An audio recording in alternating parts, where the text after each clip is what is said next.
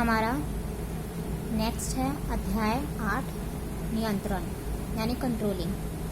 तो हम सबसे पहले देख लेते हैं नियंत्रण का अर्थ। नियंत्रण का आशय यह पता लगाना है कि समस्त कार्य का निष्पादन पूर्व निश्चित योजना, उद्देश्य तथा सिद्धांतों के अनुरूप हुआ है या नहीं। यदि नहीं हुआ है तो विचलनों के कारण को खोजकर विचलनों को दूर करने के लिए सुधारात्मक कार्यवाही की जा सकती है।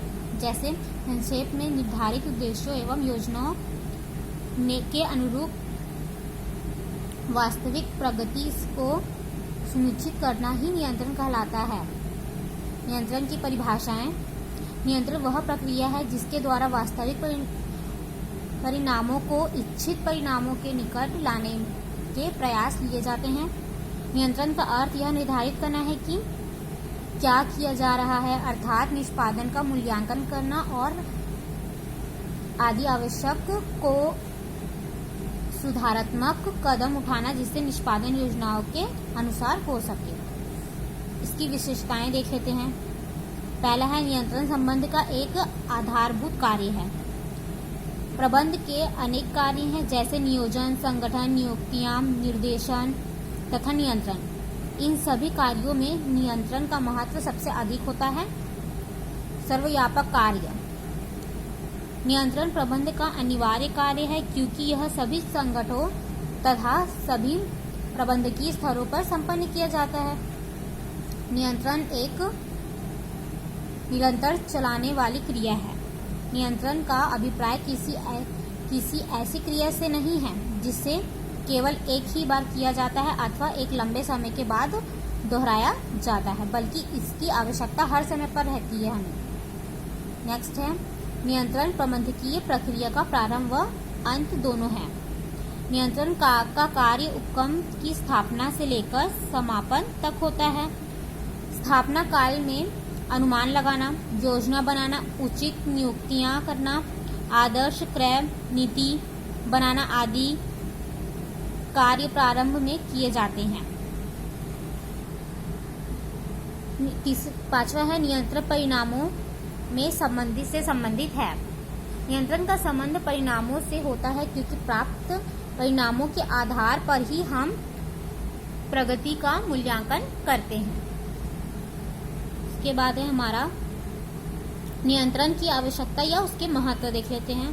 पहला है संगठनात्मक लक्ष्यों को पूरा करना। नियंत्रण एक लक्ष्य, अभिप्राय, प्रक्रिया, योजनाओं की निगरानी के लिए नियंत्रण किया जाता है। इसके द्वारा एवं कमियों का अतिशीघ्र पता लगाया जाता है। नेक्स्ट है कर्मचारी अभिप्रेरणा में सुधार करना। इसमें बोला गया है नियंत्रण द्वारा कर्मचारियों को अभिप्रेरित किया जाता है। जैसे नियंत्रण व्यवस्था के लागू होने की जानकारी होने पर सभी कर्मचारी पूरे लगन एवं निष्ठा से काम करते हैं। इसके बाद है व्यवस्था एवं अनुशासन सुनिश्चित करना। इसमें प्रभावी नियंत्रण प्रणाली से संगठन में व्यवस्था एवं अनुशासन सुनिश्चित होता है। जैसे चोरी, भ्रष्टाचार, कार्य में देरी आदि पर रोक लगा सकती है। इसके बाद है जोखिम से सुरक्षा। इसमें नियंत्रण व्यावसायिक जोखिमों से सुरक्षा प्रदान करना है। नियंत्रण क्रियाओं की जांच करता है, उनका पुनरीक्षण करता है। जैसे इस प्रकार नियंत्रण भावी अनिश्चितता से बचता है और भावी जोखिमों से सुरक्षा प्रदान करता है। अब इसकी सीमाएं देख लेते हैं। पहला है बाहरी परिस्थितियां अथवा बाहरी कारणों पर नियंत्रण नहीं हो सकता। इसमें प्रबंध केवल आंतरिक कारणों तथा परिस्थितियों पर ही नियंत्रण स्थापित कर सकता है। उदाहरण के लिए सरकारी नीति में परिवर्तन, मांग में भारी उतार चढ़ाव आना, बाजार में उथल पुथल होना, मुद्रा का अवमूल्यन होना आदि। दूसरा है व्यक्तिगत उत्तरदायित्व के निर्धारण में कठिनाई। इसमें प्रबंध कई बार एक कार्य एक से अधिक व्यक्तियों से कराता है। यदि उसे कार्य में कोई त्रुटियां विचलन हो जाता है तो वह निश्चित करना ठीक है। नेक्स्ट है अपना नियंत्रण और नियोजन से संबंधित। इसमें नियोजन और नियंत्रण में अत्यंत घनिष्ठ संबंध है, दोनों एक दूसरे के लिए आवश्यक कार्य हैं। जैसे ये दोनों एक ही सिक्के के दो पहलू होते हैं। इसमें नियोजन नियंत्रण के बिना अर्थहीन है एवं नियंत्रण नियोजन के बिना नेत्रहीन है।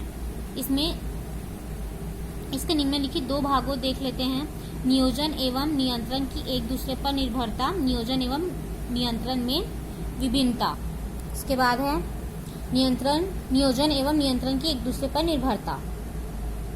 इसमें प्रबंध के नियोजन एवं नियंत्रण कार्यों में गहरा संबंध होता है। जैसे इनके संबंध के महत्व को दर्शाते हुए कहा जाता है कि नियोजन नियंत्रण के अभाव में अर्थहीन है और नियंत्रण नियोजन के अभाव में अंधा।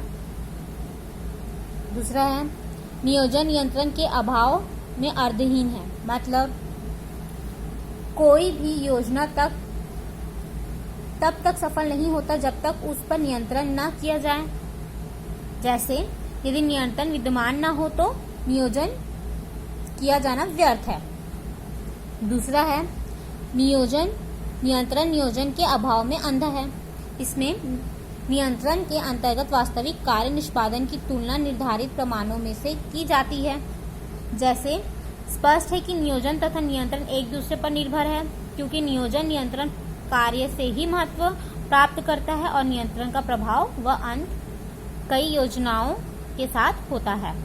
इसके बाद है हमारा नियोजन एवं नियंत्रण में विभिन्नता। पहला है नियोजन आगे देखना है जबकि नियंत्रण पीछे देखना। इसका मतलब है योजनाएं हमेशा भविष्य के लिए बनाई जाती है जो भावी परिस्थितियों के संबंध में पूर्वानुमानों पर आधारित होती है। जैसे इसके विपरीत नियंत्रण के पीछे देखने की प्रक्रिया कहा जाता है क्योंकि इसके अंतर्गत प्रबंधक कुछ कार्य पूरा हो जाने के बाद ही यह देखता है कि कार्य प्रमाणों के अनुसार हुआ अथवा नहीं। अतः स्पष्ट है कि नियोजन आगे अर्थात भविष्य में देखना है और नियंत्रण पीछे अर्थात भूतकाल में देखना है। नेक्स्ट है नियोजन प्रबंधकीय प्रक्रिया का पहला कार्य है तथा नियंत्रण अंतिम।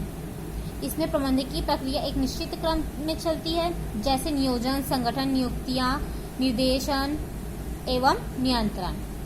नेक्स्ट है नियोजन आदेशात्मक तथा नियंत्रण मूल्यांकन प्रक्रिया है। इसमें नियोजन आदेशात्मक प्रक्रिया है और यह उद्देश्यों की प्राप्ति के लिए उपयुक्त कार्यवाही को निर्धारित करती है। नेक्स्ट है हमारा नियंत्रण प्रक्रिया। इसमें नियंत्रण का प्रथम चरण प्रमाणों का निर्धारण करना है।